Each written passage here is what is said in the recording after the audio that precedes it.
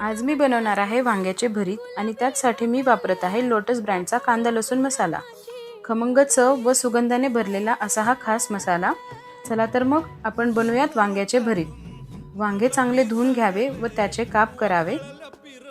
एका पॅन मध्ये तेल घेऊन वांगे घालून थोडेसे मीठ घालावे आणि ते फ्राय करावे। झाकण ठेवून 5 मिनिट ठेवावे। नंतर ते एका प्लेट मध्ये काढावे व हाताने बारीक करून घ्यावे। त्याच पॅन मध्ये जिरे, लसूण, कढीपत्ता आणि कांदा घालून ते लाल होईपर्यंत परतून घ्यावे। त्यामध्ये बारीक चिरलेला टोमॅटो, हळद आणि कांदा लसूण मसाला चटणी, थोडेसे लाल तिखट हे घालून सर्व एकत्रित करून घ्यावे। त्यानंतर बारीक केलेले वांगे आणि थोडी कोथिंबीर घालून सर्व एकत्रित करून घ्यावे। अशा प्रकारे आपले स्पेशल असे वांग्याचे भरीत तयार झालेले आहे।